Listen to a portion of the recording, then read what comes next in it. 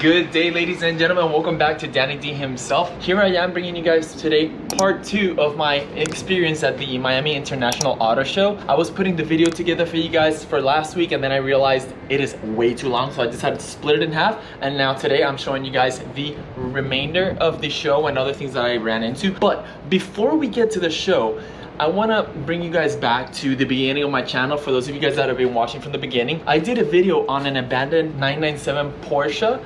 It had been abandoned at that time. I believe it must have been at least a year. I came back to the location where I had found it just to see if it was there, and what do you know?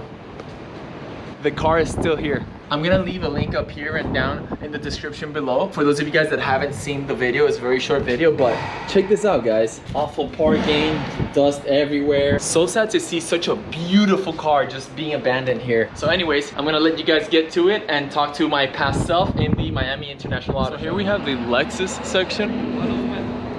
I actually tend to like this LC500 a lot. I don't know why I don't see it more on the streets, but I think it looks really nice. And then we have this RX 350L. I was just taking a look at it. It's pretty luxurious, but check this out. Like, I love that You have the little trackpad to control like all this nonsense right here. But every time you like slide your finger, it gives you like a little vibration on the finger to like let you know you're pushing it, I guess, or like scrolling. It goes click, click, kind of cool little detail about that. And we have the red and the black on black.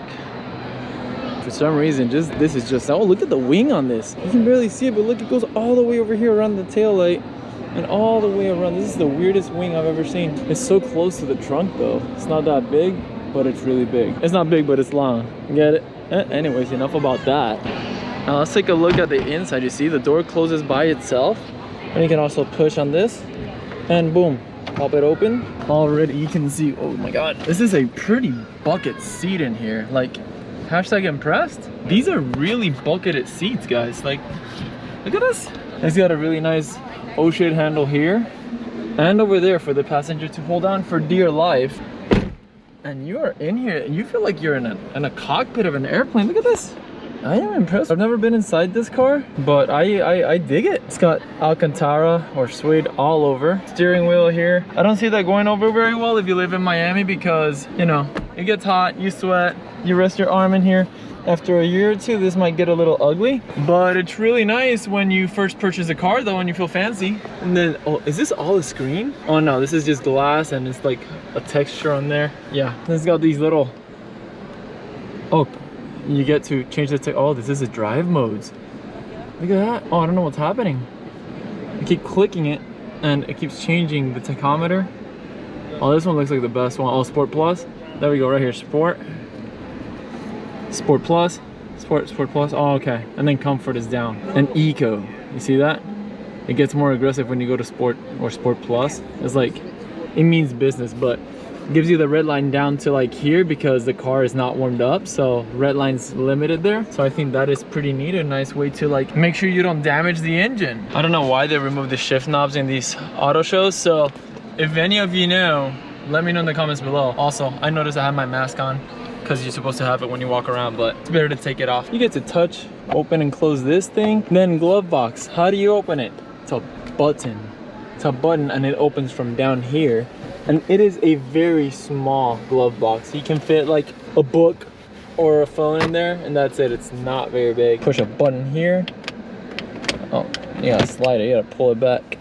And you have very tiny, what I would think is a cup holder, but it's not very round, so I guess you kind of just stick it in there. And you can't move this. Sad story. Oh, and you got another hidden compartment here. So, oh my god. And if you're done, you click it and it goes back. Comfort to the max. So yeah, guys, that is the LC500 for you guys. I'm gonna let everybody else look at the car. Check this out, guys. Super clean BMWs, and this is one of my all-time favorite cars right here, the E30 M3. Check it out.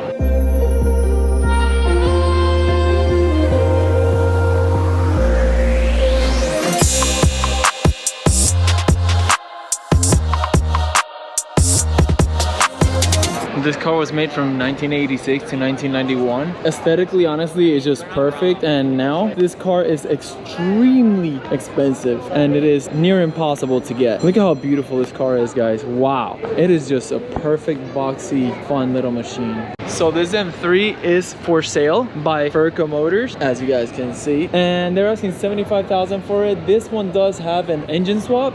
It's got the E36 M3 engine with an E30 head, so it's got about 300 horsepower, and they got it right next to this M5. Not a big fan of chrome, but this looks really good. Boom.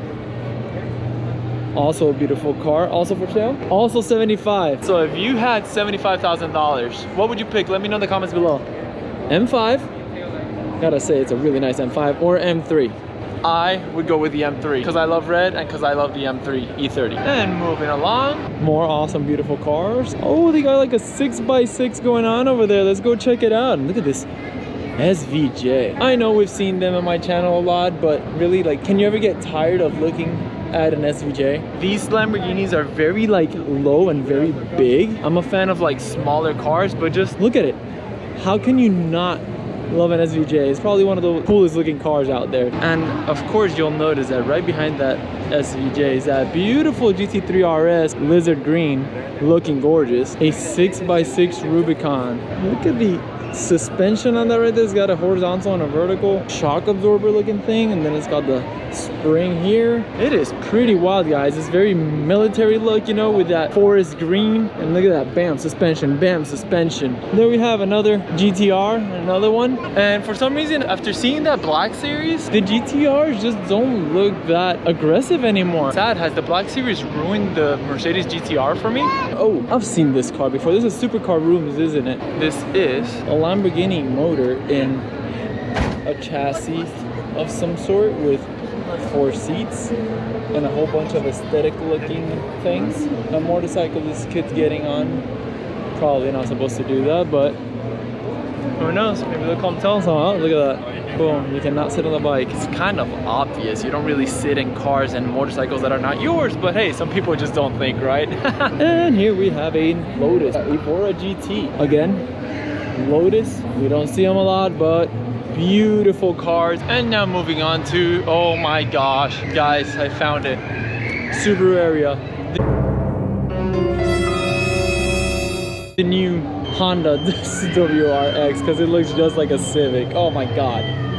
Oh no, Subaru, what have you done? You're going from bad to worse. This is terrible. I'm really sad right now, guys. For those of you that haven't seen one of my previous videos where I talk about the cars that I've had, I used to have a 2002 WRX, that is the bug-eye. I had that car for about 10 years. Had, you know, upgraded STI turbo, yada yada, all the works. I had about 300 wheel horsepower. It was an amazing, awesome car. The 2002 car, 2004, they were cool. 2006 and 7, that Hawkeye body style was amazing. And now they started to like kind of go backwards, and look at the sad story that the WRX is now. Like, I'm sorry to be hating on it, but I just can't. I can't with it. This looks like almost like an Outback because it's kind of lifted. Look at the front. I mean, I almost like the previous body style a little better. Like when it comes to the lights and the scoop and everything. The 2015, like the previous body style looks a little better than this. Go ahead and check it out in the inside. Again, I hate to be hating on Subaru. But look at it. Just check it out.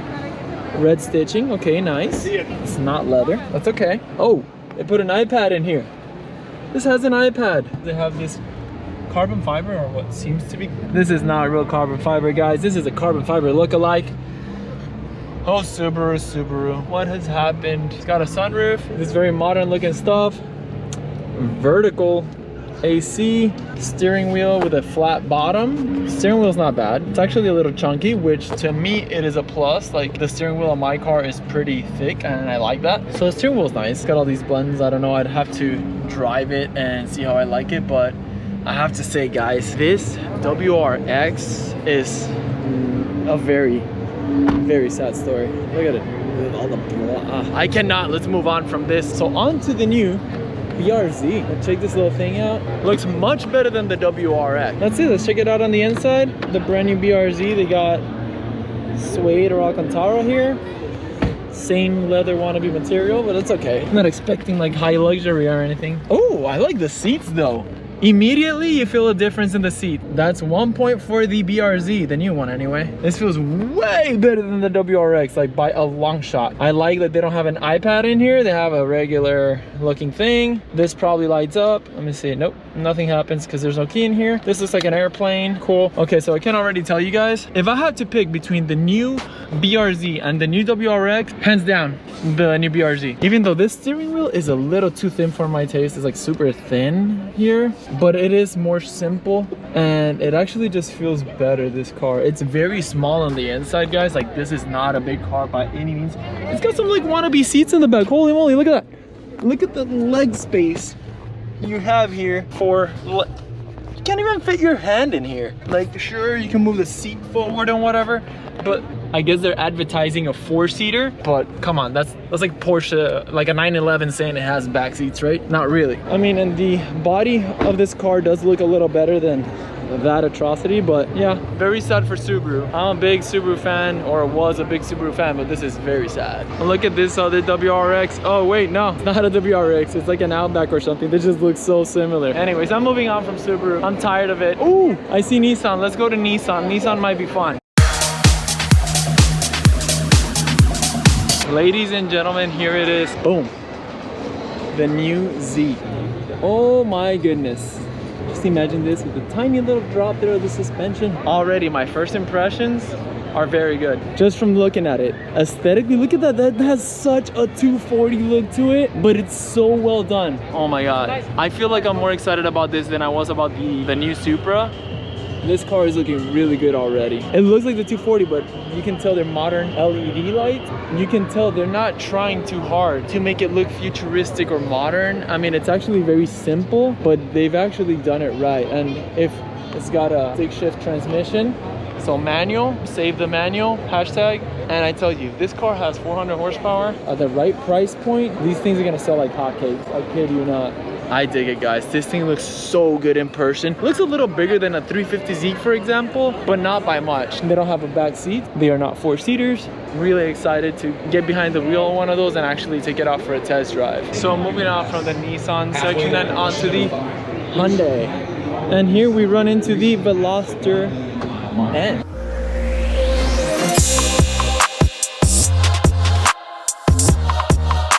Check this out, guys. Neat little car here. Now let's go ahead and take a look at the inside.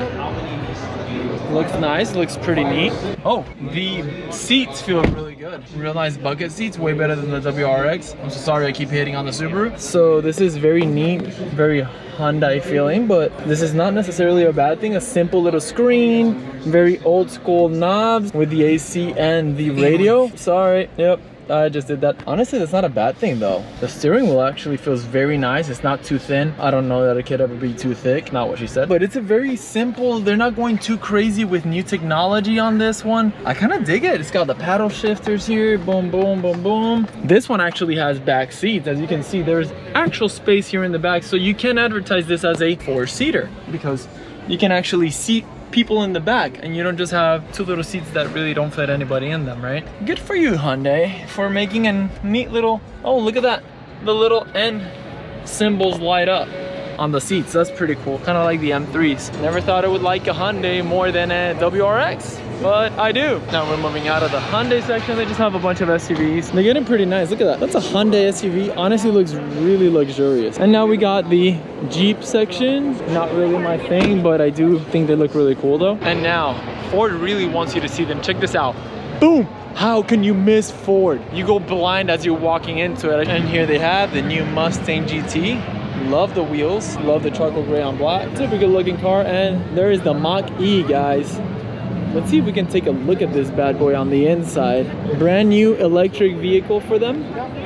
Let's see, vehicle is locked. This is the Mach-E 4X, so I am assuming this is an all-wheel drive. This one apparently goes from 270 that the previous one had as far as the range of miles on a charge. This one has 300 miles to the range on one charge. It looks pretty neat. It's a good looking SUV. It's like literally an SUV Mustang. Like the headlights look like a Mustang, kinda. And then when you look at the back of this car, it's kind of like Mustang-y looking.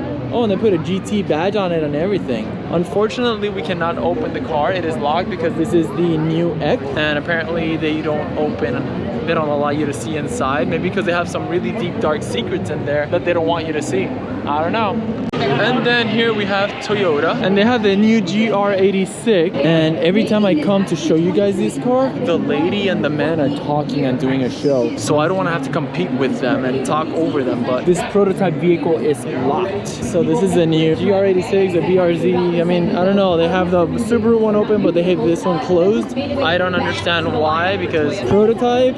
Is that one not? I don't know why they have this one locked, but at least Subaru showed it to us along with the ugly WRX. Well guys, there we have it, the Miami International Auto Show 2021. Thank you guys so much for joining me on this adventure. Now, before I let you guys go, I wanted to ask you, what did you guys think of the new 2022 WRX? I know I brought it up a lot, I mentioned it a lot, but I'm really heartbroken with Subaru. Let me know in the comments below, what do you think of the new WRX? Anyways guys, thank you so much for watching. Remember, please like and subscribe to support my channel, and I'll see you guys next week.